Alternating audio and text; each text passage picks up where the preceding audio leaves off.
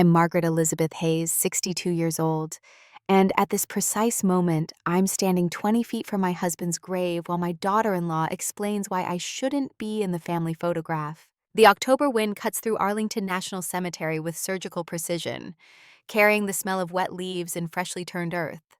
200 white headstones march in perfect rows across the Virginia hillside, each one marking a life given in service. My husband's is the newest, the marble still bright white instead of weathered gray, the grass around it not yet fully settled into the soil. I'm wearing a black cashmere coat from Talbot's, purchased on clearance 3 years ago, and sensible flats because my feet swell now, and vanity seems like a luxury I can no longer afford.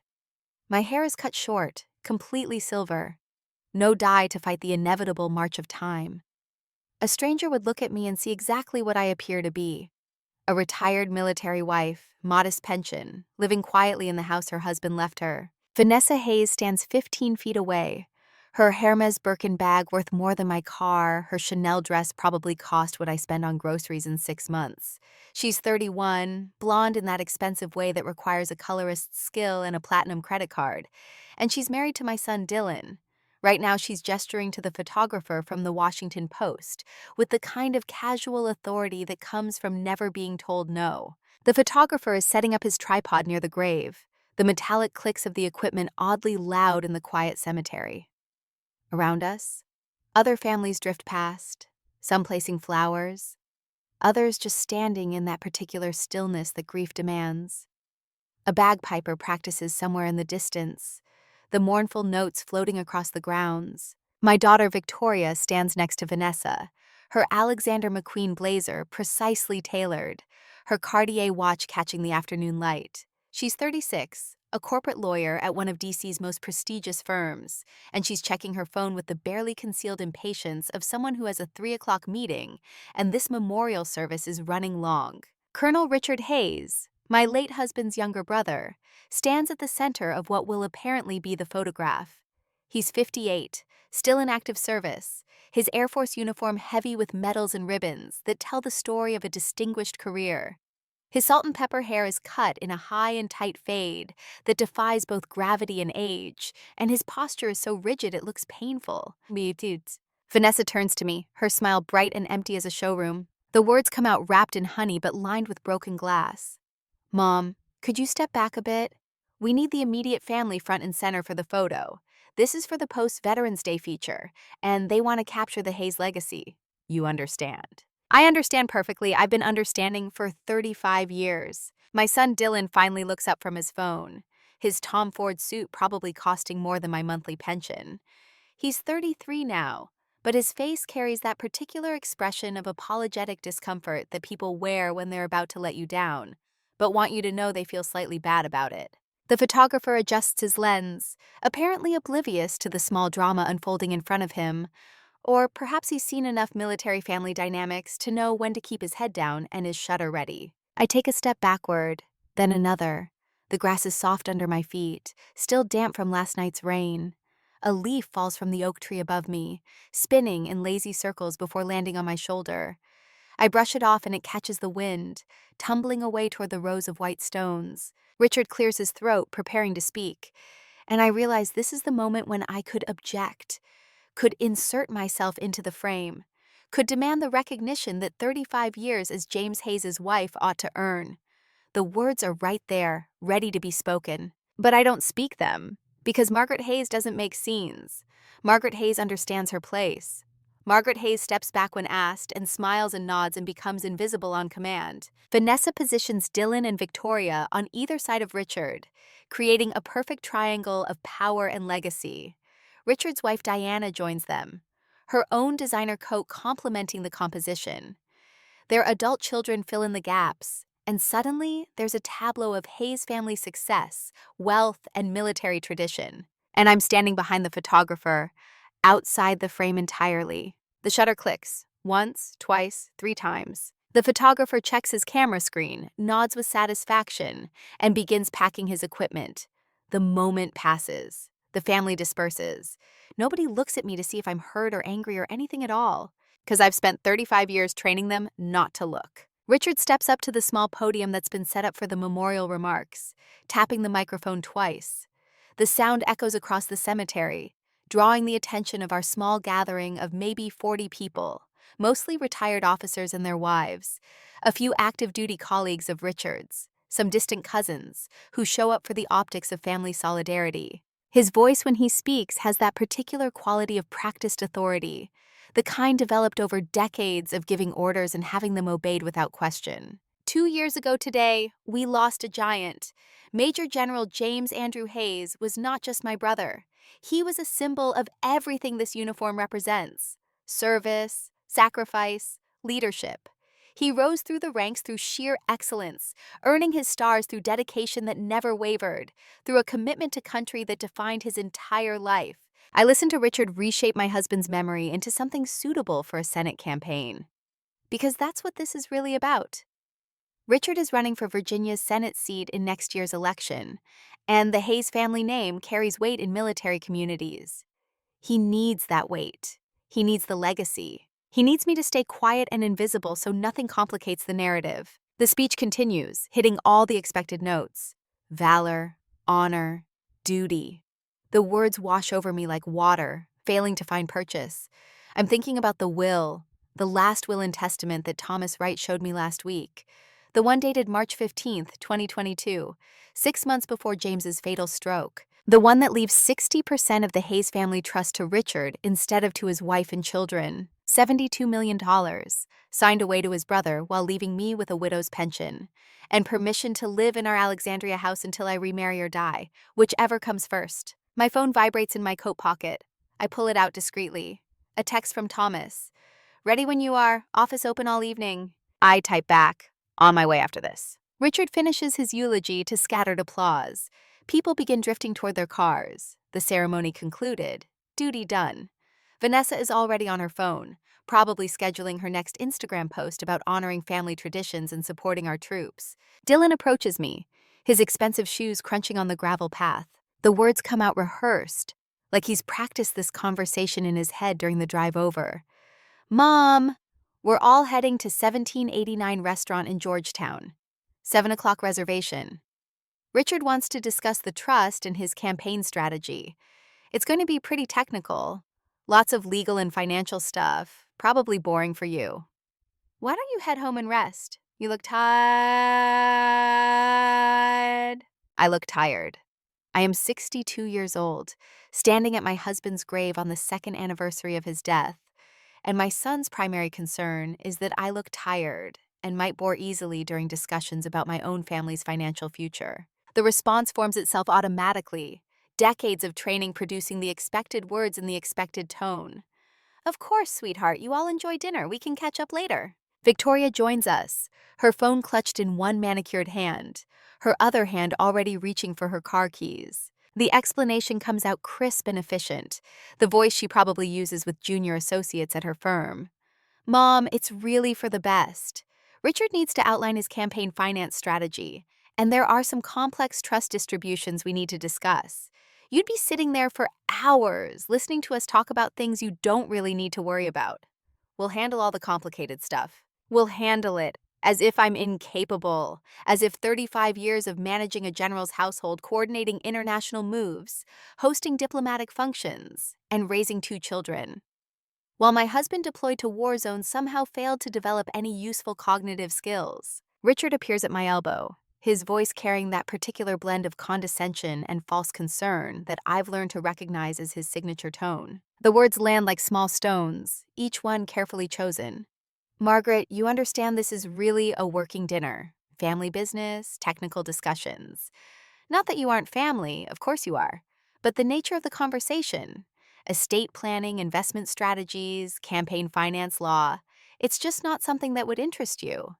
You were always more domestic type. The heart of the home. That was always your strength. The heart of the home.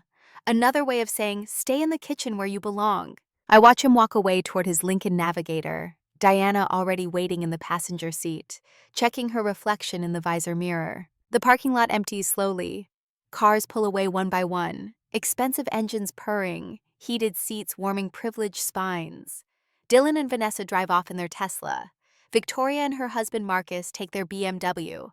Richard and Diana in the Navigator. I walk to my 2015 Honda Accord, parked in the far corner because I arrived early and old habits die hard. The car is clean, but shows its age. Small dents in the passenger door from a shopping cart incident I never bothered to fix.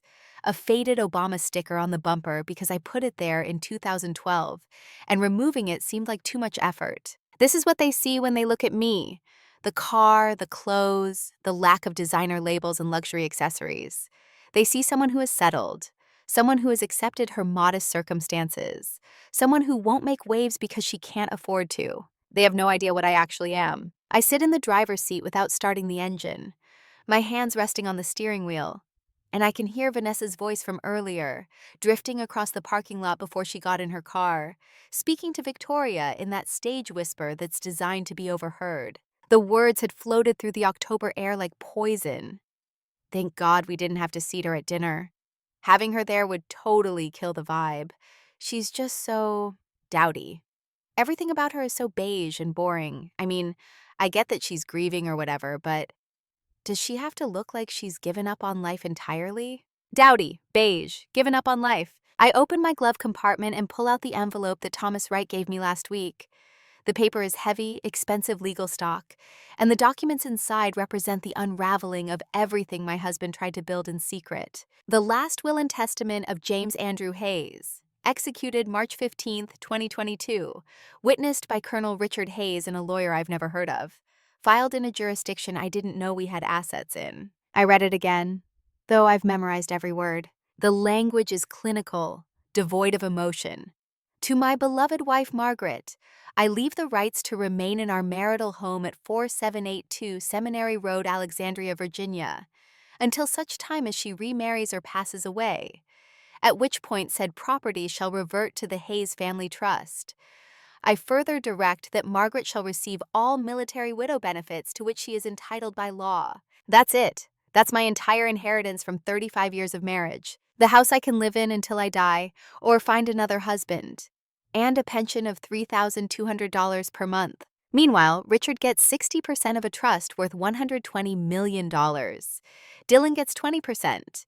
Victoria gets 20%. And Margaret gets to live in the house and cash her pension checks and presumably be grateful for the privilege. I start the Honda and pull out of Arlington, heading east on Memorial Bridge, the Potomac River dark and cold below.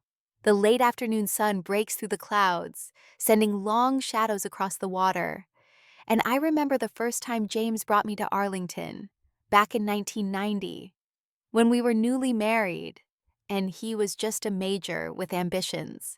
We had walked among the headstones, and he had said, the memory is crystal clear, his voice young and full of certainty, "When I die, I want to be buried here, and I want you beside me, Maggie, always beside me." But even in death, it turns out I'm relegated to the margins. Traffic on the bridge is heavy, the evening commute beginning, and I let myself get swept into the flow of cars heading into the city. I'm not going to Alexandria. I'm going to Georgetown, to Thomas Wright's office, to the mahogany-paneled sanctuary where my father's legacy still holds power. Because here's what Richard doesn't know, what Dylan and Victoria have never bothered to ask, what James apparently forgot or chose to ignore. The Hayes Family Trust isn't just Hayes family money. In 1987, when James and I married, my father, Major General William Bradford, founder of Bradford Aerospace, one of the most successful defense contractors in American history, invested $40 million into a joint family trust with James's father, General Hayes Sr. The idea was to build a legacy that would support both families for generations. But my father wasn't a fool, and he didn't trust the Hayes men as much as he loved his daughter. So he inserted a clause, buried in the original trust documents, written in the kind of legal language that only matters when someone actually bothers to read it. Shares attributed to the Bradford bloodline cannot be transferred, redistributed, or sold without the express written consent of Margaret Bradford Hayes. James's will gives 60% of the trust to Richard, but 47% of that trust's current value comes from my father's original investment and its subsequent growth, which means Richard can't touch it without my signature, which means the will is meaningless, which means I hold all the cards, and they don't even know we're playing a game. I park on M Street and walk 2 blocks to Thomas's office, a converted townhouse that still maintains its 19th century charm, despite housing a thoroughly modern law practice. The brick facade is covered in ivy, the brass nameplate polished to a mirror shine. The receptionist recognizes me, waves me through to Thomas's private office on the second floor. I climb the narrow stairs, my hand trailing along the banister that's been worn smooth by 150 years of other hands, seeking legal counsel and justice. Thomas is waiting, his gray hair perfectly combed, his Brooks Brothers suit showing just enough wear to suggest competence without ostentation. He's 55, has been my father's lawyer for 30 years, and became mine when Dad died in 2018. He stands when I enter, gestures to the leather chair across from his desk. The greeting is warm but professional. Exactly what I need right now. Margaret, how is the memorial? The words come out flat, factual, drained of emotion because if I let the emotion in, I might not be able to function. I was asked to step out of the family photo because I wasn't photogenic enough, then uninvited from dinner because the business discussions would bore me. Thomas's jaw tightens, but he says nothing, just opens a file folder on his desk and slides it toward me. The motion is practiced, economical, the gesture of a lawyer who's about to change someone's life. We need to talk about what you actually own. I've seen this file before, but seeing it again after today's humiliation hits differently. The papers inside represent power that I've kept hidden for so long I sometimes forget it exists. Thomas spreads 3 documents across the desk like a card dealer revealing a winning hand. His finger taps the first document, and his voice takes on the precise cadence of someone explaining a complicated truth.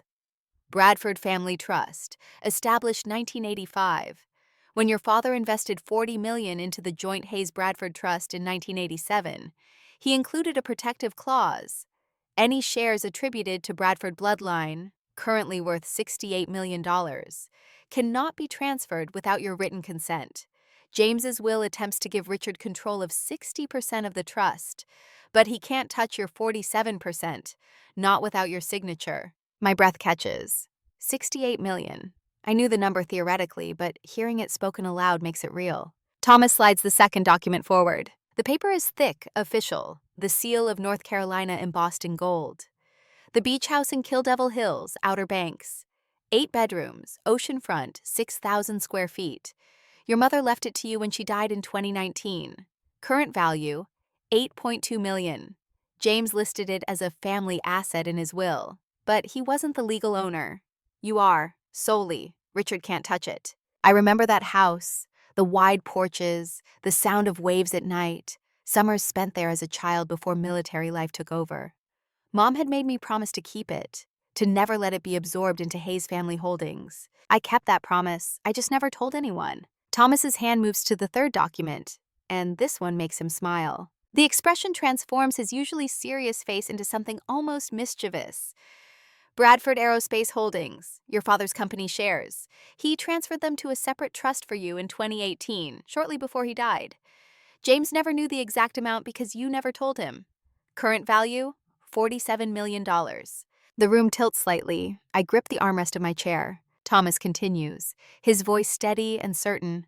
Total assets you own outright, that Richard Hayes cannot touch, that your children don't know about, that James apparently forgot or never understood.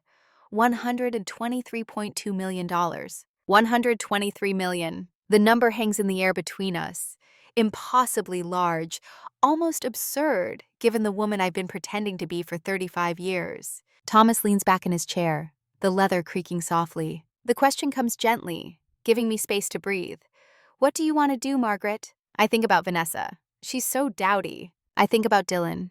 You look tired, Mom. Go home and rest. I think about Victoria. We'll handle the complicated stuff. I think about Richard. Not something that would interest you.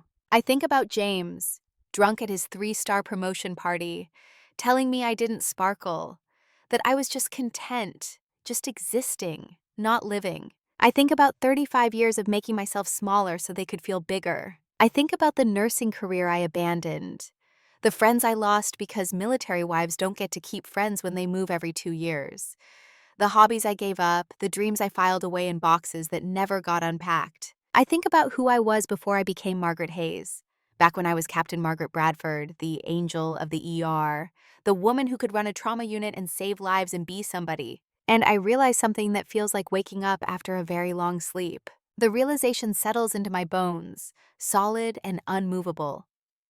They think I'm invisible because I've been quiet. They think quiet means powerless. They think I've accepted my place because I haven't fought back. Thomas waits, understanding that I'm working through something important. The words come slowly, each one carefully chosen. My father told me something right before he died. He said the most dangerous opponent is the one you've underestimated, because they'll hit you from an angle you never saw coming. I stand up, walk to Thomas's window overlooking M Street. Below, Georgetown bustles with evening activity. Students heading to bars, lawyers heading home. The eternal dance of power and influence that defines this city. When I turn back to Thomas, I can feel something shifting inside me. Something that's been dormant for decades finally stirring to life. The plan forms as I speak it, emerging fully formed like it's been waiting in my subconscious for exactly this moment. Richard is running for Senate. He needs the Hayes name. He needs family unity. He needs money. He assumes he'll have access to the trust to fund his campaign. Thomas nods slowly, beginning to see where I'm going. I continue, my voice gaining strength. Dylan and Victoria assume they'll inherit smoothly. They assume I'll sign whatever papers they put in front of me because I always have. Because good military wives don't make trouble. Because I'm just mom, just the woman who kept the home running smoothly. The anger isn't hot anymore, it's cold, precise, surgical. The smile that crosses my face feels unfamiliar, muscles I haven't used in years. I'm going to let them keep assuming. Let them plan. Let them treat me exactly as they've been treating me. And then, when Richard needs my signature to access the trust for his campaign, when Dylan and Victoria need my cooperation to settle the estate, when they're all counting on the invisible woman to just sign on the dotted line and disappear. Thomas's own smile matches mine now, understanding dawning. I finish the thought, and the words taste like freedom. I'm going to remind them that I'm not invisible. I'm invisible by choice, and now I'm choosing to be seen. The silence that follows is profound, broken only by the sound of traffic below and the old townhouse settling into its foundations. Thomas picks up a pen, pulls a legal pad toward him. The lawyer in him takes over, practical and focused. We'll need to file a challenge to the will. We'll need to establish your sole ownership of the beach house and the Bradford holdings. We'll need to make clear that any trust distributions require your approval. I shake my head and he stops writing, confused. The correction is important, the distinction crucial. No, not yet. Right now they think they're in control. Let them keep thinking that. Let Richard announce his campaign and start making promises about how Hayes Family Resources will support his run. Let Dylan and Victoria start planning how they'll spend their inheritance. Let them get comfortable in their assumptions. Thomas understands immediately, his lawyer's mind appreciating the strategy. And then? I think about the calendar, about timing, about maximum impact. The timing crystallizes with perfect clarity. Richard's campaign kickoff gala is scheduled for February 14th, Valentine's Day. He chose it deliberately, some consultant's idea about loving Virginia or some nonsense. He's planning a big event at the Hay Adams, 500 people, major donors, press coverage, the whole production. Thomas writes this down, his pen moving quickly. I continue, the plan becoming more detailed as I speak. He'll give a speech about family values, about the Hayes legacy, about service and sacrifice. He'll probably bring Dylan and Victoria on stage. He'll definitely mention his late brother, the general. He'll paint a picture of Hayes family unity and strength. The pen pauses. And? The finale arrives in my mind. Perfect and devastating. And that's when I'll stand up, in front of 500 donors and every political reporter in Virginia. And I'll explain that the Hayes Family Trust he's been promising to use for his campaign requires my approval for any distributions, and that I'm not giving it. Not to him. Not for this. Thomas's eyes widen slightly. Margaret, that's nuclear. The word doesn't frighten me. It excites me. Good, it should be. They've spent 2 years treating me like furniture, like background noise, like an afterthought in my own life. It's time they learned what happens when you take someone for granted. I pick up the file folder, holding the documents that represent my real worth, my real power. The weight of the papers feels significant, important. Keep these safe. Don't file anything yet. Don't alert anyone to what we know. Let Richard keep thinking he controls the trust. Let my children keep thinking I'm just a confused old widow who'll do whatever they tell me. Thomas nods, making notes on his legal pad, already strategizing the approach. I head toward the door, then turn back with one more thought. The final piece falls into place. And Thomas, I'm going to need a new wardrobe, not Talbot's, not sensible. Something that says I'm done being invisible. His smile is genuine now, proud. Your father would have loved this. The mention of Dad brings tears I've been holding back all day. He warned me about James. He said James was too ambitious, that he'd need a wife who made him look good more than a wife who was actually a partner. He set up those trusts to protect me because he knew. He always knew. The memory is bittersweet and sharp. I should have listened to him, but I was 27 and in love, and I thought I could be both. I thought I could be the supportive wife and still be myself. Turns out you can't. Not with a man like James, not in that world. Thomas stands, walks me to the door. The goodbye is brief, but weighted with understanding. Call me if you need anything. And Margaret, don't let them see you coming. I drive back to Alexandria as the sun sets, painting the Potomac in shades of orange and gold. The house on Seminary Road is dark when I pull into the driveway, just as it's been dark every evening for 2 years, just as it will be dark for however many years I have left, unless I change that. The key turns in the lock with a familiar click. The house smells like potpourri and furniture polish, carefully maintained emptiness. I turn on lights as I walk through, illuminating rooms that haven't changed in decades. The living room still has James's reading chair, his biography collection on the shelves arranged in alphabetical order.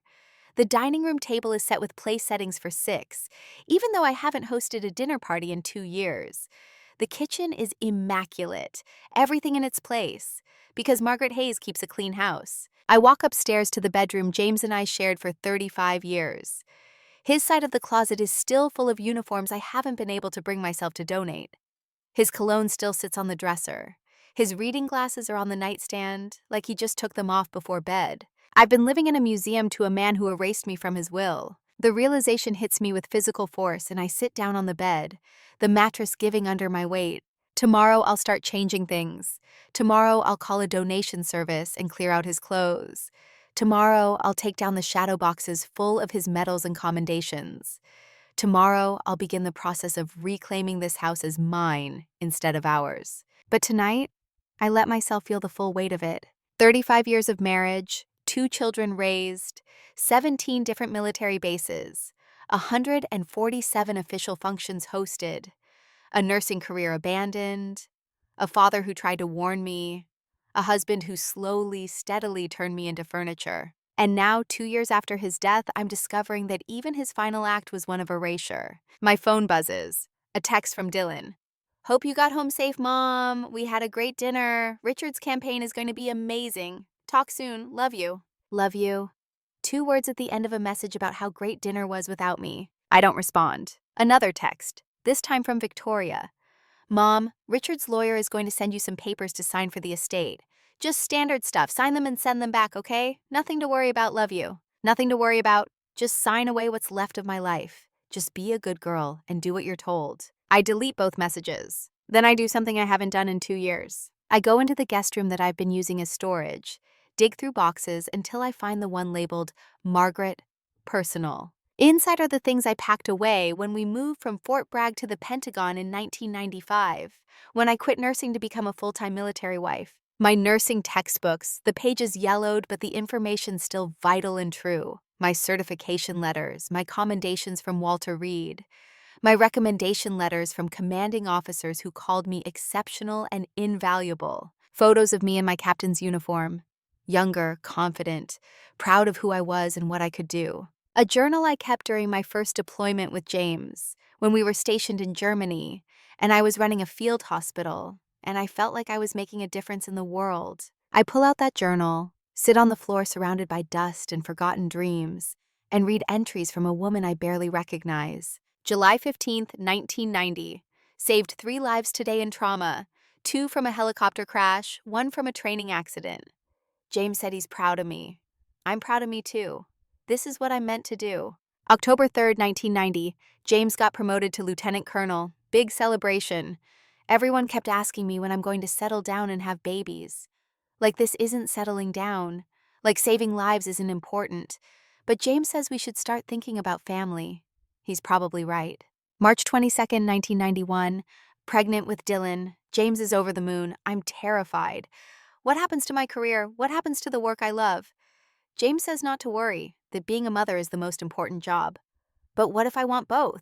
The entries continue, charting the slow erosion of Captain Margaret Bradford into Mrs. General Hayes. I close the journal, put it back in the box with everything else that used to define me. But I don't put the box back in storage. I carry it downstairs and set it on the dining room table, right in the center of all those carefully arranged place settings. Tomorrow, I'm calling a real estate agent about the beach house to see what it would take to make it livable year-round. Tomorrow, I'm calling my old nursing school to see what it would take to recertify after 29 years. Tomorrow, I'm calling the best divorce lawyer in D.C.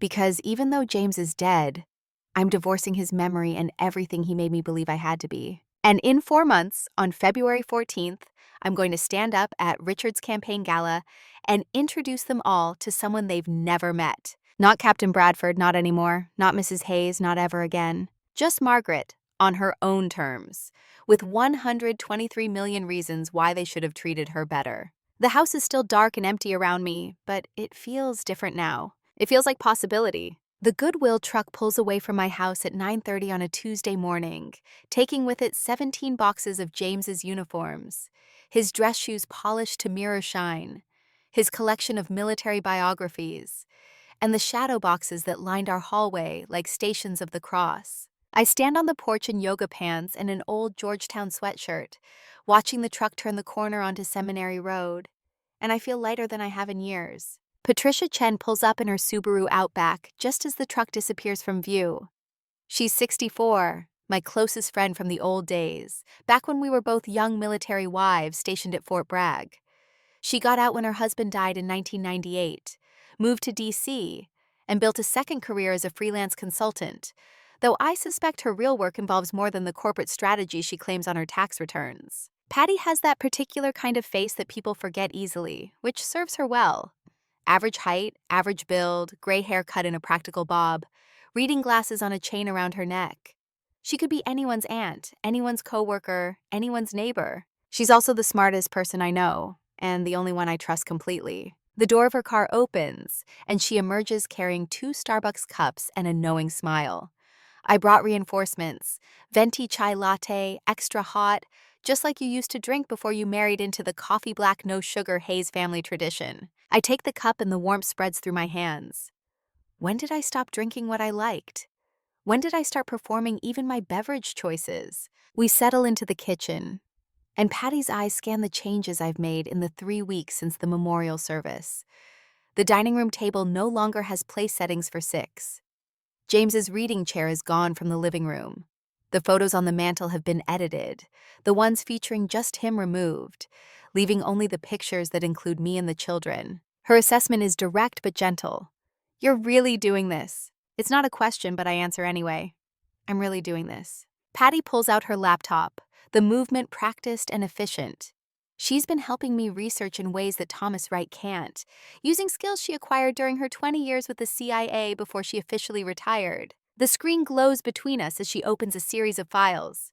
Okay, I've got everything you asked for. Richard's campaign finances are interesting. He's already spent $200,000 on consultants, polling, and preliminary ad buys. His official announcement isn't until February 14th, but he's been telling major donors he has access to substantial family resources to fund the race. My coffee goes bitter in my mouth. He's promising them my money. Patty nods, pulling up another file. Dylan's situation is worse than I thought. His investment firm is being investigated by the SEC for possible insider trading. Nothing public yet, but my sources say the indictments are coming, probably within 6 months. He's looking at potential criminal charges and definitely civil penalties. We're talking millions in fines, possibly prison time. The room tilts slightly. My son, the 33-year-old who should know better, is looking at prison. Patty continues, her voice steady and factual. Vanessa doesn't know yet. She's been spending money like they're bulletproof. Just dropped $80,000 on renovations to their Hamptons rental. Dylan's been pulling from his trust distribution to cover their lifestyle, but that well is running dry. I absorb this information, feeling a complex mixture of emotions. Worry for my son, anger at his arrogance, vindication that karma is working faster than I expected. The next file opens, and Patty's expression softens slightly. Victoria's different. She's asking questions. Called Thomas Wright's office last week asking about the trust structure, about your rights, about the will. Her assistant told mine that Victoria seems troubled about something. This surprises me. Victoria, my efficient, ambitious 36-year-old daughter, who checked her phone at her father's memorial, is asking questions. Patty closes the laptop, fixes me with that penetrating gaze that once interrogated foreign agents. Margaret, I need to ask you something, and I need you to be honest with me. What's your end game here? Do you want to destroy them, or do you want them to learn? The question sits between us, heavy and important. I think about Dylan at age 7, bringing me dandelions from the yard and calling them roses. I think about Victoria at 12, crying in my arms after her first heartbreak, trusting me to make the world make sense again. I think about the children they were before they became the adults who exclude me from family photos. The answer emerges slowly, tested against my heart. I want them to understand what they've lost. Not money. Me. I want them to realize that the woman they've been treating as an inconvenience is the same woman who gave up everything to raise them. And I want them to learn that respect isn't something you give only to people with power and money. It's something you give because someone is human and valuable just by existing. Patty reaches across the table, squeezes my hand. That's a lot harder than just destroying them would be. I laugh, and it sounds strange to my own ears, like a skill I'm relearning. When did I become someone who takes the easy road? The doorbell interrupts us. I'm not expecting anyone, and for a moment, I consider not answering. But then I remember. I'm done hiding in my own house. The woman on my porch is younger than me, maybe 50, wearing an elegant black pantsuit and carrying a leather portfolio. Her smile is professional but warm. The introduction is smooth, rehearsed. Mrs. Hayes, I'm Jennifer Morrison from Sotheby's International Realty. Thomas Wright suggested I stop by to discuss your property in the Outer Banks. I invite her in, feeling Patty's amused gaze on my back. Jennifer Morrison settles into what used to be James's chair. I donated it, but bought a new one, cream-colored instead of his preferred brown leather, and opens her portfolio. The images that spread across my coffee table take my breath away. The beach house, photographed in golden hour light, looks like something from Architectural Digest. 8 bedrooms, wraparound porches, direct ocean access. The kind of property that makes people believe in the possibility of perfect summers. Jennifer's pitch is practiced, but genuine. The Outer Banks luxury market is extremely strong right now. A property like this, in this location, with this much history, I could have it sold in 60 days for $8.2 million, possibly more if we get a bidding war. Patty leans forward, suddenly interested. And if someone wanted to make it a primary residence, what would that take? Jennifer switches gears smoothly, clearly comfortable with either option. Full renovation would run about $500,000 for high-end finishes. It's structurally sound, but it hasn't been updated since the 90s. We're talking kitchen, bathrooms, HVAC, maybe some reconfiguration of the master suite. But the bones are spectacular. I look at the photos, at the wide porches where my mother used to serve sweet tea on summer evenings, at the beach where I learned to swim, at the house that represents the last piece of my family that the Hayes never touched. The decision crystallizes with surprising ease. I don't want to sell it. I want to renovate it. I want to make it livable year-round. Jennifer's professional mask slips for just a moment, revealing genuine delight. That's wonderful. I know an excellent architect who specializes in coastal properties. I can have her call you this week. After Jennifer leaves, Patty is grinning at me like I've just announced I'm running for president. Her excitement is contagious. You're going to leave Alexandria? It's not a question, but again, I answer. I'm going to have the option to leave Alexandria. I'm 62 years old, Patty. How many good years do I have left? 10? 20 if I'm lucky. Do I want to spend them in this house, in this city, surrounded by memories of a man who made me invisible? The words hang between us, revolutionary in their simplicity. Patty raises her coffee cup in a toast. To visible women in their 60s, scaring the hell out of people who underestimated them. I clink my cup against hers, and something shifts in my chest, some locked door finally opening. 3 weeks later, I'm standing in Neiman Marcus with a personal shopper named Claire, who's been briefed by Thomas Wright on exactly what we're trying to accomplish. Claire is 40-something, impeccably dressed in theory separates, and she's treating this assignment like a military operation. She's assembled a changing room full of options that represent everything I've never let myself be: bold, expensive, unapologetic. The first outfit she brings me is a St. John knit suit in deep emerald green, tailored to perfection.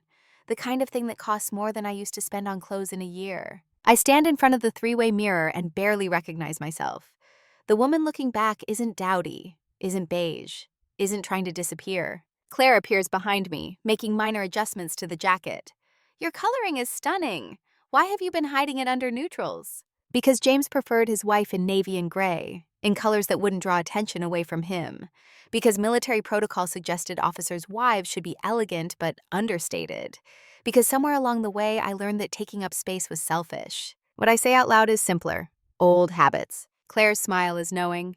Let's build some new ones. By the time we're done, I've spent $43,000 on a wardrobe that makes me feel like a stranger to myself in the best possible way.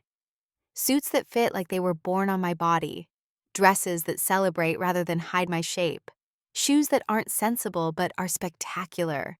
A cashmere coat and charcoal that costs more than my Honda is worth. As Claire rings up the purchases, my phone buzzes. A text from Dylan. "Mom, can we come by tomorrow? Need to talk to you about something important." The timing is interesting. According to Patty's sources, the SEC investigation went public this morning. Dylan's firm is front-page news in the Wall Street Journal, and his name is mentioned specifically in paragraph 3. I text back, "Of course, sweetheart. 2 o'clock?" His response is immediate. "Perfect, thanks, Mom." Thanks, Mom, like I'm doing him a favor by being available in my own home. That night, I don't sleep well. I keep thinking about 7-year-old Dylan and his dandelion roses, about the boy who thought his mother could fix anything. Somewhere between that child and the 33-year-old man facing SEC indictment, I lost him, or he lost me, or we lost each other in the maze of expectations and disappointments that military family life creates. But tomorrow, I'll see which version of my son shows up at my door. Dylan arrives at 1:58, which is actually late by his standards. He's always been pathologically punctual, a trait he inherited from his father. But today he's wearing jeans and a Georgetown hoodie instead of his usual designer armor, and there are circles under his eyes that speak of sleepless nights. Vanessa isn't with him. He stands in my foyer, looking around at the changes I've made, and something flickers across his face that might be surprise or might be discomfort. The observation comes out careful, testing. "You redecorated." I lead him to the kitchen, start making coffee without asking if he wants any. I'm making changes, lots of them. He sits at the counter, his fingers drumming nervously on the granite. I recognize this version of my son. This is the boy who used to confess broken windows and failed tests, who sought absolution and comfort in equal measure. The confession comes out rushed, like he's been rehearsing it. "Mom, I'm in trouble. The SEC thing, it's bad. My lawyer says I might be looking at criminal charges, and the civil penalties could be substantial, millions, maybe more." I pour coffee, slide a cup across to him. Wait, he continues, the words tumbling out faster now. "Vanessa doesn't know how bad it is. She thinks it's just some regulatory nonsense that will blow over. But it won't blow over. My career is finished. We're going to lose everything. The apartment, the cars, probably the house in the Hamptons." The silence stretches.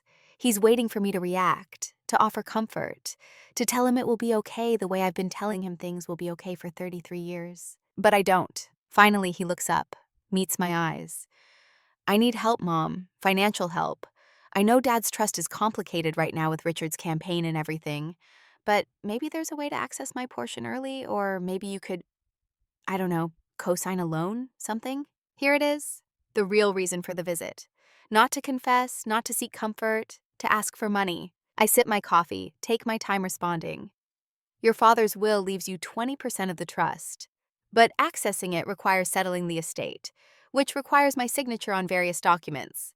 Documents I haven't been asked to see, by the way. I've just been told to sign them." He has the grace to look uncomfortable.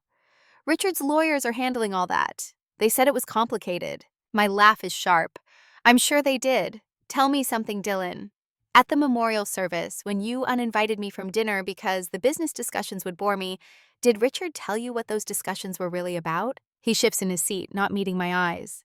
The campaign, the trust structure, legal stuff. I set my coffee cup down with deliberate care.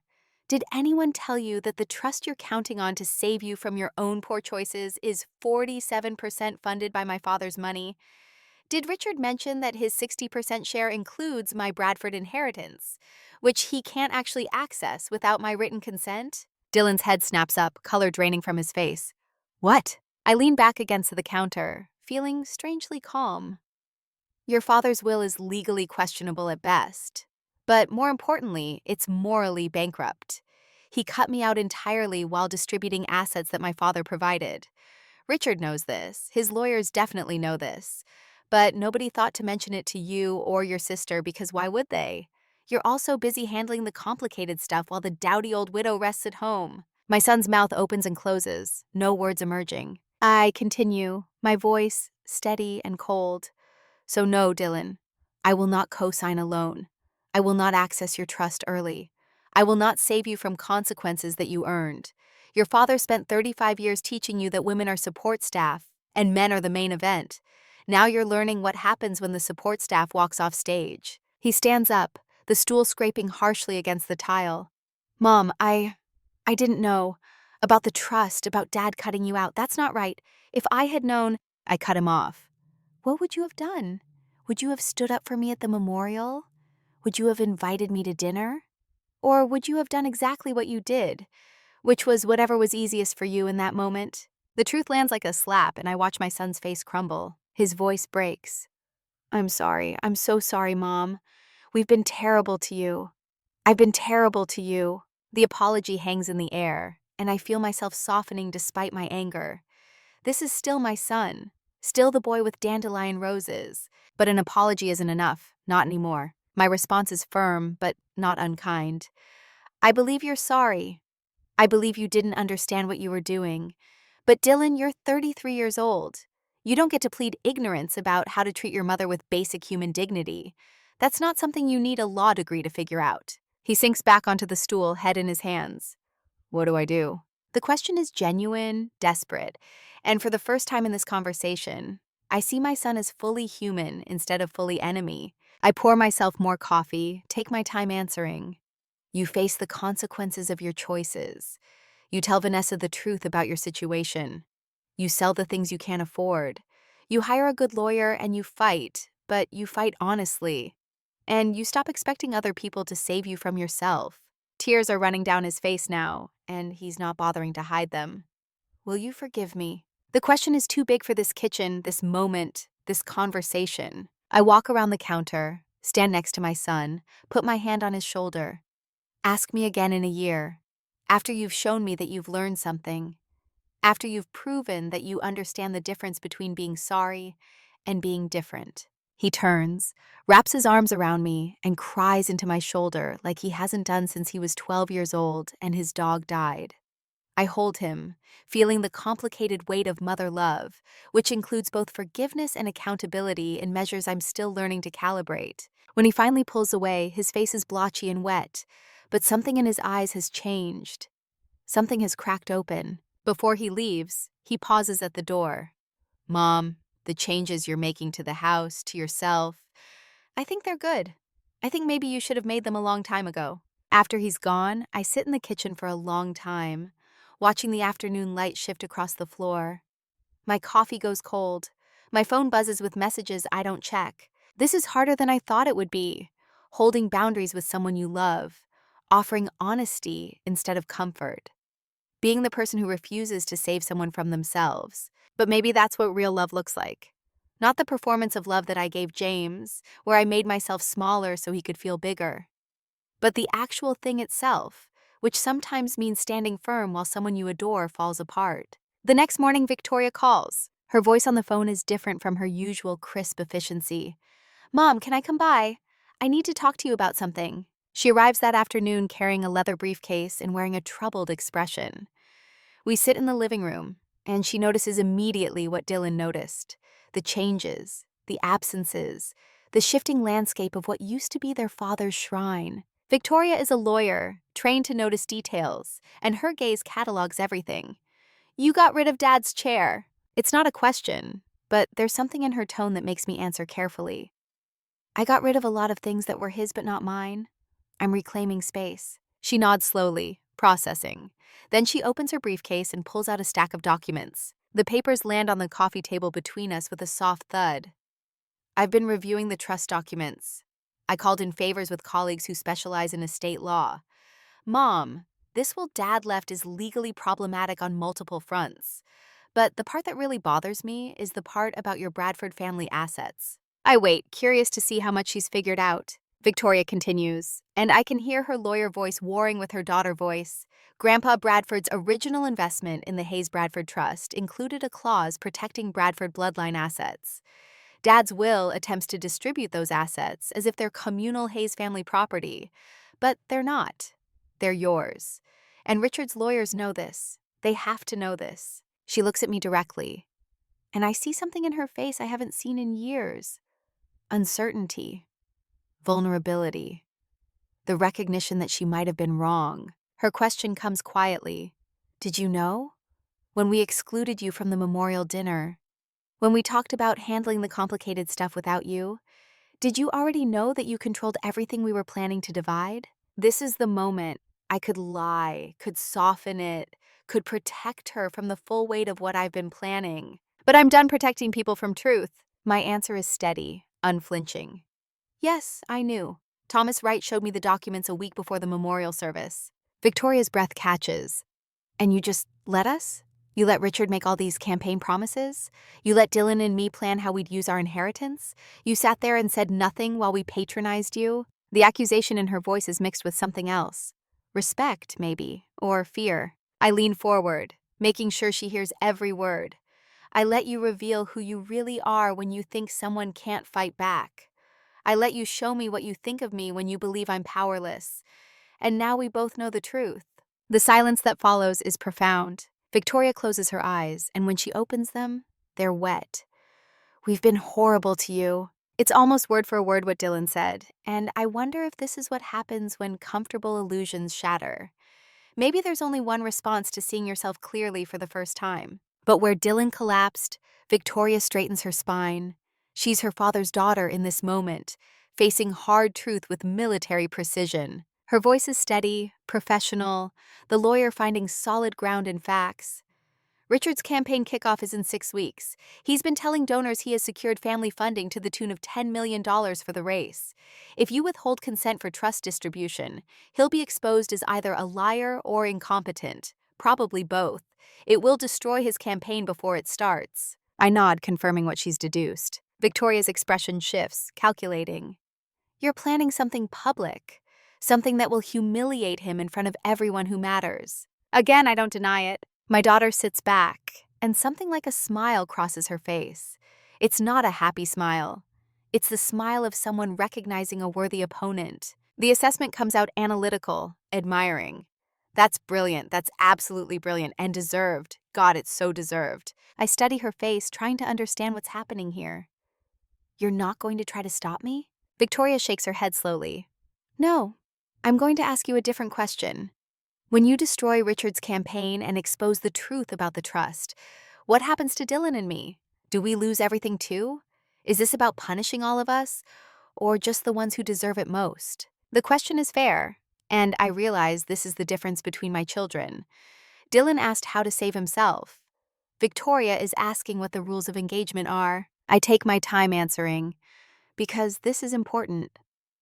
I'm not interested in destroying you or your brother. I'm interested in teaching you that I'm a person who deserves respect, regardless of my net worth or my social utility. What you do with that lesson is up to you. She absorbs this, lawyer mind processing terms and conditions. But Richard? My smile is cold. Richard has spent 2 years treating me like an inconvenient relic while planning to use my money to fund his political ambitions. Richard gets what he's earned. Victoria nods, accepting this. Then she does something that surprises me. She pulls more documents from her briefcase, spreads them across the coffee table. These are Richard's campaign finance documents, his donor commitments, his spending plan. If you're going to take him down, you should know exactly what you're working with. These are confidential, but I access them through my firm's political law department. I look at the documents, then at my daughter. Why are you helping me? Her answer comes without hesitation. Because for the first time in my adult life, I'm watching you fight back. And because I've spent 10 years building a career where I'm not taken seriously because I'm a woman, where I'm talked over in meetings and asked to smile more, and told I'm too aggressive when I do exactly what male colleagues do. And I just realized I learned to accept that treatment by watching you accept it. The confession lands between us, heavy with recognition. Victoria continues, and her voice breaks slightly. I don't want to be invisible, Mom. I don't want to spend the next 30 years making myself smaller so men can feel bigger. And watching you finally refuse to do that, it's giving me permission to refuse too. I reach across the coffee table, take my daughter's hand. Then let's write some new rules together. We spend the next 2 hours going through Richard's campaign documents. The picture that emerges is damning. He's made commitments totaling $14 million based on projected trust distributions that he can't legally access. He's promised major donors that Hayes' family wealth and influence will fund not just his Senate race, but future political endeavors. He's built a house of cards on a foundation of my father's money and my signature. And he never once considered that I might say no. Victoria taps one document in particular. This is the one that will hurt most. He promised the Virginia Military Coalition that the Hayes family would endow a $10 million scholarship fund for children of fallen service members. It's beautiful optics. It positions him as continuing his brother's legacy of service. Every military family in Virginia will remember this promise. I stare at the document, feeling rage build in my chest. He's using James's death to buy political capital. Victoria nods. And he's using your money to fund it without asking you, without acknowledging you, while simultaneously cutting you out of the estate distribution. The hypocrisy is breathtaking. I stand up, walk to the window, look out at Seminary Road where normal people are living normal lives. The gala is February 14th, Valentine's Day, 500 people, black tie, the Hay Adams Hotel. Victoria joins me at the window. What are you going to do? I turn to face my daughter, and I can feel something shifting between us, some wall coming down brick by brick. I'm going to attend that gala. I'm going to wear a dress that costs more than Richard spends in a month. I'm going to smile at all his donors and his political allies. And then, when he brings me on stage as the grieving widow supporting her brother-in-law's campaign, I'm going to tell the truth. Victoria's eyes widen. He'll definitely bring you on stage. It's perfect optics. The general's widow standing beside his brother passing the torch. My smile is sharp enough to cut glass. Then he'll have given me exactly what I need, a microphone and an audience. My daughter starts laughing, and it's genuine, joyful, possibly slightly unhinged. Oh my God, this is going to be spectacular. We're both laughing now, and it feels like something I haven't felt in decades. Not just happiness, power, the kind that comes from refusing to be diminished. When we finally stop, Victoria's expression turns serious. Mom, I want to help. Tell me what you need. The request is simple but profound. My daughter, asking how she can support me instead of asking me to support her. I consider this, thinking about what comes next. I need you to keep giving Richard legal advice about the trust. Make him confident that everything is proceeding according to plan. Let him believe that the grieving widow will sign whatever papers he puts in front of her. Victoria nods, understanding the strategy immediately. Make him comfortable. Let him walk into the trap himself. Exactly. She gathers her documents, preparing to leave. At the door, she turns back. Mom, I'm sorry for the memorial, for the dinner, for every time I made you feel like you didn't matter. I'm sorry it took this long for me to see you. I pull her into a hug, and she feels smaller than I remember, more fragile. Or maybe I've just gotten stronger. My response is whispered into her hair. We have time to fix this. We have time to learn how to be mother and daughter instead of general's wife and general's daughter. After she leaves, I call Patty. Her greeting is characteristically direct. Please tell me something interesting happened today. I settle onto my new cream-colored chair, feeling it conform to my body in a way James's chair never did. Both my children came to confess their sins. Dylan needs money, Victoria needs absolution, and they're both starting to realize that the invisible woman might be the most powerful person in the room. Patty's laugh crackles through the phone. This is better than any spy novel I ever lived. What's next? I look around my transformed living room, at the space I'm reclaiming inch by inch, and I think about the beach house renovation that starts next week and the campaign gala that's circled on my calendar in red ink. What comes next is simple and terrifying and absolutely necessary. My voice is steady, certain. Next, I go shopping for a dress that will make Richard wish he'd seated me at that memorial dinner. And then I start practicing my speech. The dress hangs in my closet like a weapon waiting to be drawn. It's Valentine red, because irony matters. Oscar de la Renta, because if I'm going to make a statement, it should be spoken in a language everyone at the Hay Adams will understand. The neckline is elegant, but not conservative. The fit is perfect without apology. And when I tried it on at Neiman Marcus, Claire actually gasped. It cost $14,000. I've never spent that much money on a single piece of clothing in my entire life. February 14th arrives cold and clear, the kind of Washington winter day where the sky is so blue it hurts to look at it directly. I spend the morning at the salon, letting professionals turn my silver hair into something that looks intentional instead of resigned. The stylist, a young woman named Jasmine with purple highlights and sure hands, keeps asking if I'm sure about the cut, about the style, about the departure from whatever I used to be. I'm sure about everything. Patty picks me up at 6 o'clock. She's wearing a navy gown that makes her look exactly like what she is, a woman who has moved through dangerous spaces and emerged intact. Her job tonight is simple: be my witness, be my backup, be the person who makes sure I don't lose my nerve. The drive to the Hay Adams takes 20 minutes through rush hour traffic. We don't talk much. What is there to say? We've planned this down to the minute. Victoria has confirmed that Richard will bring me on stage at 8:15, right after his keynote speech about family values and military legacy. Dylan has been told to record everything on his phone, though I haven't told him why. My children are conspiring with me against their uncle, and the symmetry of it feels like justice. The hotel rises before us, all elegant stone and glowing windows, the kind of place where presidents have stayed and policies have been crafted.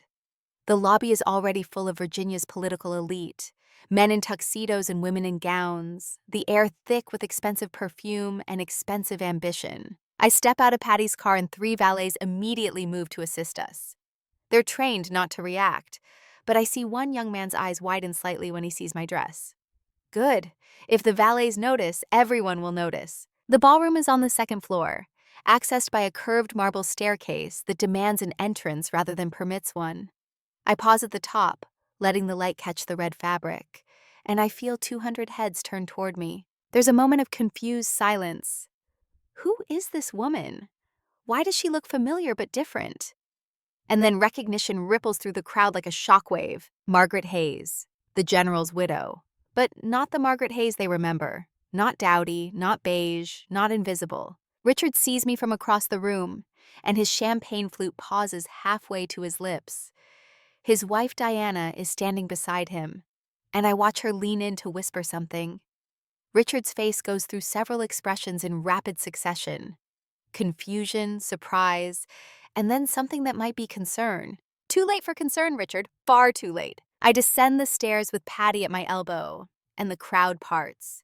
People I've known for years, people who nodded politely at me at the memorial service while excluding me from dinner, are now staring openly, some with admiration, some with confusion, a few with what looks like fear. Victoria appears at my side, resplendent in midnight blue, and links her arm through mine. The gesture is deliberate, public. She's choosing a side in front of everyone who matters. Her whisper is warm against my ear. You look magnificent. Dad would have hated it. I laugh, surprised by the joy in the sound. That's the idea. Dylan joins us moments later with Vanessa, who looks like she swallowed something bitter when she sees my dress. My son has cleaned up well, though the stress lines around his eyes tell the story of SEC depositions and lawyer meetings. He's wearing his courage like armor tonight, and I'm proud of him for showing up. His greeting is quiet but genuine. You look beautiful, Mom. Really beautiful. I squeeze his hand, and the gesture carries everything I haven't said. I see you trying. Keep trying. The cocktail hour is a performance. I smile at donors who have no idea they're funding a campaign with phantom money. I make small talk with political consultants who have built elaborate strategies on a foundation of my assumed cooperation. I accept compliments on my dress with grace, while imagining the looks on their faces in 2 hours. Richard finally approaches, Diana at his side. Up close, I can see the calculation in his eyes. He's trying to figure out what game I'm playing, appearing like this, dressed like this, when I should be home in Alexandria signing the papers his lawyer sent me. Papers I haven't touched. His greeting is carefully neutral. Margaret, what a surprise. I didn't know you were planning to attend. My smile is equally careful.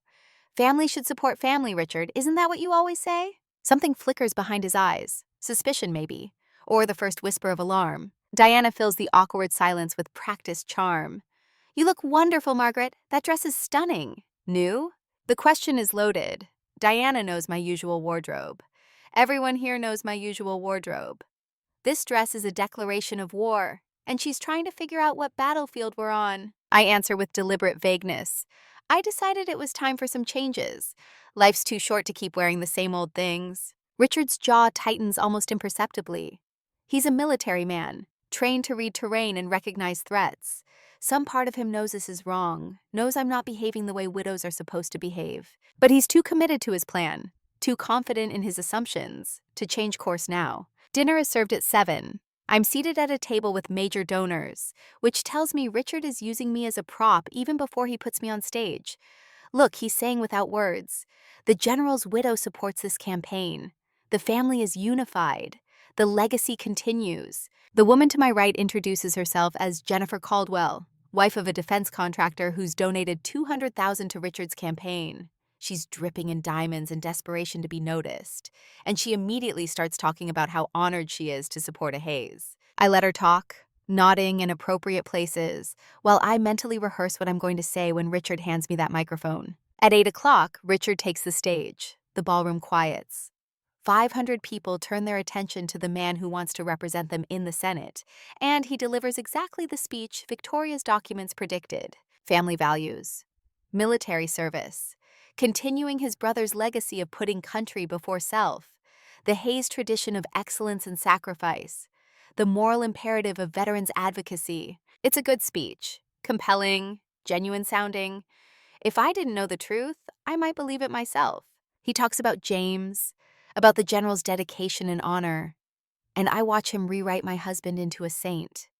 There's no mention of the will that cut out the widow, no mention of the trust manipulations, no mention of promises made with other people's money, just heroes and legacy and the shining future Richard will build on his brother's shoulders. The audience is moved. I can see it in their faces, in the way they lean forward, in the nodding heads and misty eyes.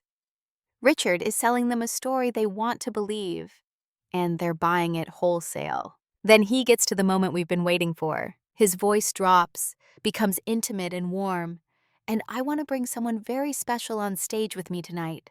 Someone who embodies everything James stood for. Someone who sacrificed right alongside him for 35 years. My sister-in-law, Margaret Hayes, James's beloved widow. The spotlight finds me. I stand, feeling the weight of 500 gazes, and I walk to the stage in my $14,000 dress with my head high and my heart steady. Richard extends his hand to help me up the stairs. I take it, and his palm is sweating. He's nervous. Good. The microphone is in his other hand, and I watch him prepare to hand it to me so I can deliver whatever brief, grateful remarks the grieving widow is supposed to make. But I don't take the microphone yet. Instead, I turn to face the audience, and I wait. The silence stretches. Richard's smile starts to look strained. People shift in their seats, confused by the pause. Finally, I speak, my voice clear and calm, carrying to every corner of the ballroom without artificial amplification. The words emerge exactly as I practiced them. Thank you, Richard, for those kind words about my late husband. James was indeed dedicated to service and sacrifice, though I wonder if this audience knows what he sacrificed in his final months. Richard's face freezes. He knows. He knows what's coming and he can't stop it. I continue, my tone still gentle, still reasonable. You see, 6 months before James died, he executed a new will. A will that left 60% of our family trust to Richard here, 20% to each of our children, and to me, his wife of 35 years. He left permission to live in our house and a widow's pension. That was his final expression of how he valued the woman who gave up her career, her identity, and her dreams to support his rise. The ballroom has gone completely silent. Even the servers have stopped moving. I turn to Richard, whose face has gone from red to white to an interesting shade of gray. But here's what you didn't tell these generous donors, Richard. Here's what your lawyers definitely knew but chose not to mention. That trust you've been promising to use for this campaign. 47% of it comes from my father's original investment in 1987. And my father, being wiser than James, included a clause that protects Bradford family assets. I take the microphone from Richard's nerveless fingers, and he doesn't resist. My voice fills the room, strong and clear. Any distribution from that trust requires my written consent, and I haven't given it. Not for Richard's 60%, not for my children's 20% each, not for any of it. The murmur starts then, rolling through the crowd like thunder before lightning. I raise my hand and the room quiets again, 500 people hanging on the words of the woman they used to dismiss. The revelation continues, each word carefully chosen. Richard has made commitments totaling $14 million to this campaign and various initiatives, including a beautiful promise to endow a scholarship fund for children of fallen service members. A promise made in my late husband's name, using money that belongs to me, without asking my permission, while simultaneously excluding me from family decisions and treating me like an inconvenience. Victoria stands up from her table, visible support. Dylan stands beside her. My children, choosing me publicly. I look out at the sea of shocked faces, at the donors who suddenly realize their candidate has been lying to them, at the political operatives who are already calculating the damage. The words I say next are the ones I've been waiting 2 years to speak. I'm 62 years old. I spent 35 years making myself invisible so the men around me could shine. I gave up a nursing career I loved. I moved 17 times. I hosted 147 official functions. I raised 2 children essentially alone while my husband deployed. And in return, I was erased from his will and excluded from family decisions about assets my own father provided. My voice doesn't shake, doesn't break. I've moved past anger into something colder and more powerful. The conclusion comes with absolute finality. So no, Richard, you will not use my money to fund your campaign. You will not build your political career on my father's legacy while pretending I don't exist. And you will not make promises in my husband's name that you have no ability to keep. I turn to the audience, these powerful people in their expensive clothes, and I let them see exactly who I am. The final statement rings out like a bell. My name is Margaret Bradford Hayes, not the general's widow, not Richard's sister-in-law, not invisible furniture in my own family. I'm a woman with $123 million in assets that I control completely, and I'm choosing right now in front of all of you to be seen. The ballroom erupts. Some people are applauding, though I'm not sure if it's for me or just automatic response to a microphone drop. Others are shouting questions. Reporters are running for the doors, phones already out, filing stories that will remake Virginia politics before morning. Richard is standing frozen on stage, his campaign ending in real time, and I almost feel sorry for him. Almost. I hand him back the microphone, and my voice drops low enough that only he can hear. You should have invited me to dinner, Richard. You should have treated me like family. You should have remembered that invisible women see everything. I walk off the stage, down the stairs, through the chaos I've created, with my head high and my heart light. Patty is waiting at the bottom of the stairs with my coat, and Victoria and Dylan fall into step beside me as we walk toward the exit. Behind us, Richard is trying to speak, trying to explain, trying to salvage something from the wreckage. But his microphone keeps cutting out, drowned by the noise of 500 people realizing they've backed the wrong horse. We make it to the lobby before the reporters catch up. Questions fly like bullets, but I don't answer. I just keep walking, my children flanking me like honor guard, Patty running interference with the efficiency of someone who spent 20 years evading more dangerous pursuers than eager journalists. The valet brings Patty's car around and we slide inside, doors closing on the chaos behind us. As we pull away from the Hay Adams, I look back and see Richard standing in the hotel entrance, backlit and alone, watching his political future drive away in a sensible Subaru. Nobody speaks during the drive back to Alexandria. What is there to say? I just detonated a bomb in the middle of Virginia's political establishment, and the fallout is going to be spectacular. When we reach my house, Victoria and Dylan follow me inside without asking permission. Patty stays in the car, understanding that this is a moment for family. We sit in my living room, the three of us, and for a long time, nobody speaks. Finally, Dylan breaks the silence. Holy shit, Mom. Despite everything, I laugh. It bubbles up from somewhere deep, and once I start, I can't stop. Victoria joins in, and then Dylan, and suddenly we're all laughing until we cry. The tension of the evening releasing in waves of slightly hysterical mirth. When we finally calm down, Victoria's expression turns serious. You know this means war, right? Richard will fight this. His lawyers will argue that Dad's will is valid, that you're interfering with legitimate estate planning. I nod, accepting this. Let them argue. Thomas Wright has been preparing for this fight for months. We have documentation of everything. The protective clauses in the Bradford Trust. The fact that Richard knew about them and proceeded anyway. His campaign promises made with phantom funds. Dylan leans forward, and there's something in his face I haven't seen in years. Respect, maybe. Or recognition. What happens now? The answer is simpler than they might expect. Now I live my life. The beach house renovation will be done in 3 months. I'm thinking about taking a nursing recertification course. See if these old hands remember how to save lives. Maybe I'll travel. Maybe I'll do nothing at all. The point is, it's my choice. Victoria reaches over, takes my hand. Can we be part of it? Your new life? Not as obligations, but as, I don't know, people who actually see you? The question is everything.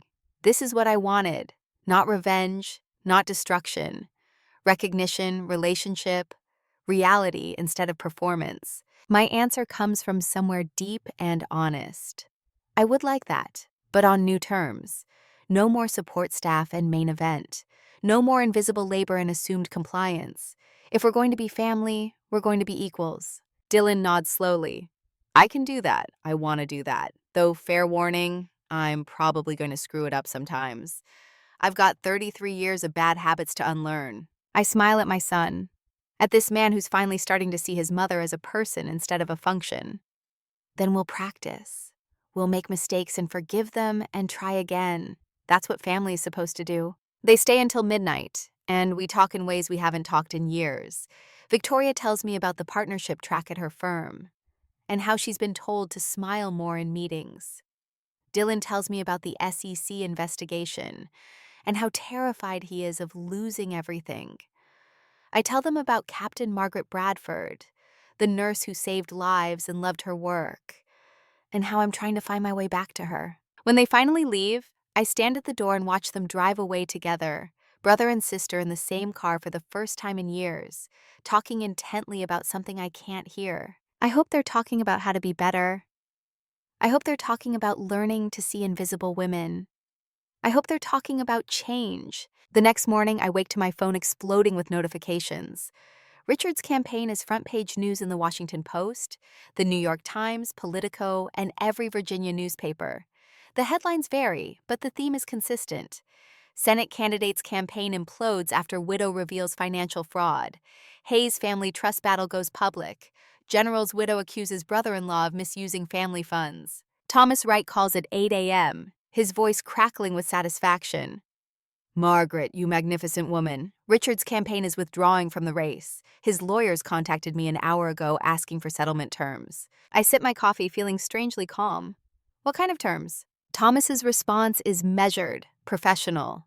They're offering to recognize your full control of Bradford family assets in exchange for allowing the will's distribution to Dylan and Victoria to proceed.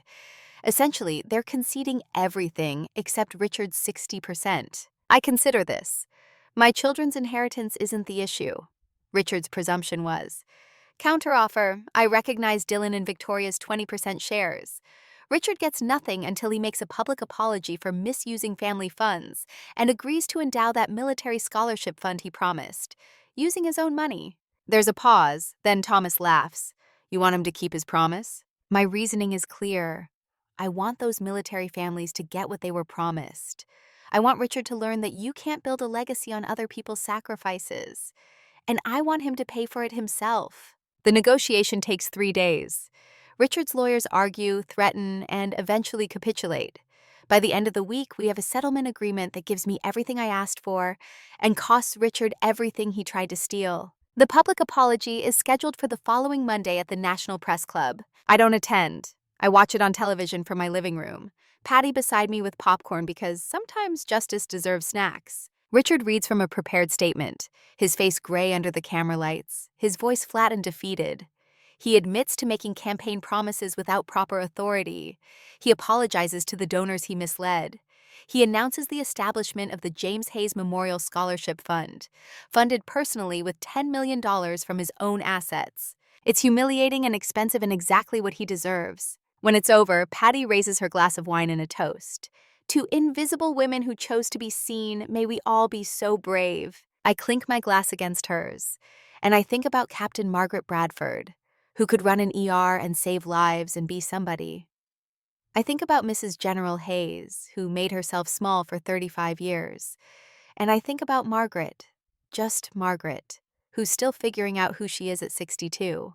3 months later, I'm standing on the porch of my beach house in Kill Devil Hills, watching the sunrise paint the Atlantic in shades of golden rose. The renovation is complete. The kitchen has been updated with commercial-grade appliances because I've discovered I like to cook when I'm cooking for pleasure instead of obligation. The master suite has floor-to-ceiling windows facing the ocean. The library upstairs is filled with nursing textbooks, both old and new, because I start my recertification course next month. Dylan and Vanessa are inside, sleeping in one of the guest rooms. They're separated now, working through whether their marriage can survive honesty. Dylan is selling the Manhattan apartment and the Hamptons house, living smaller while he faces the SECC investigation. He's humbled and scared and more real than I've seen him in years. Victoria is arriving this afternoon with her husband Marcus and their daughter. We're having a family week at the beach, but this time family means chosen presence instead of obligated performance. My phone buzzes, a text from Patty. How's the view? I snap a photo of the sunrise and send it back with a caption. Spectacular. Come visit? Her response is immediate. Next weekend, bringing wine and classified stories I'm finally allowed to tell. I smile, put down my phone and walk down to the beach. The sand is cool under my bare feet, the morning air sharp with salt and possibility. Somewhere in Virginia, Richard Hayes is probably waking up in whatever diminished life he's built from the rubble of his political ambitions. Somewhere in D.C., Victoria is packing for our beach trip and maybe thinking about how to fight for her partnership without compromising herself. Somewhere in Manhattan, Dylan is learning to live with consequences and maybe discovering that being humbled isn't the same as being destroyed. And here, on this beach that my mother left me, that I protected and reclaimed, I'm learning to take up space again. The ocean stretches before me, vast and indifferent and beautiful. And I think about the decades I spent making myself small enough to fit into other people's expectations. I think about the nursing career I abandoned, the friendships I let wither, the dreams I packed away in boxes that never got unpacked. I think about James, who loved me in his way but could never see me as separate from his needs. I think about Richard, who took my invisibility as permission. I think about my children, who are learning to see me now but miss so many years when they could have known me. And then I stop thinking about all of them and just stand here, in this moment on this beach, being nobody's support staff and nobody's obligation and nobody's invisible furniture. Just Margaret. The sun breaks fully over the horizon, and the world lights up like it's been waiting for me to notice it. I notice. Behind me, I hear the screen door open. Dylan's voice carries across the sand, younger than his 33 years, tentative like he's still learning how to talk to me. His question is simple. Mom, want company or do you want to be alone? I turn around, and in the golden morning light, I can see him clearly. Not the arrogant investment banker facing criminal charges. Not the son who excluded me from family dinners. Just a man who's trying to do better and asking permission before assuming space. My answer is equally simple. Company sounds good. He walks down to join me, and we stand side by side watching the waves. And he doesn't try to fill the silence with apologies or excuses or promises. He just stands there, and that's enough. This is what I wanted. Not revenge, though that was satisfying. Not money, though having it is powerful. Just this, Standing on a beach with my son, being seen as a person instead of a function. Living a life that's mine instead of someone else's idea of what my life should be.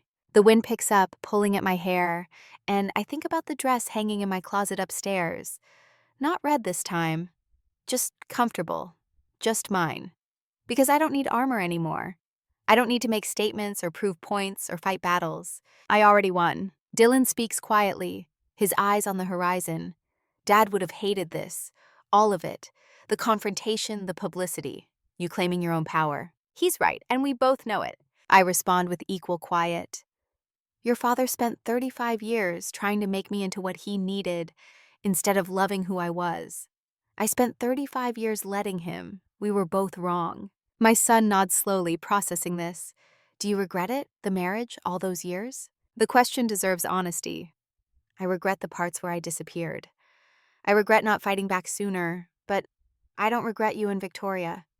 And I don't regret learning finally that I'm worth fighting for. We stand there as the sun climbs higher, and I think about what comes next.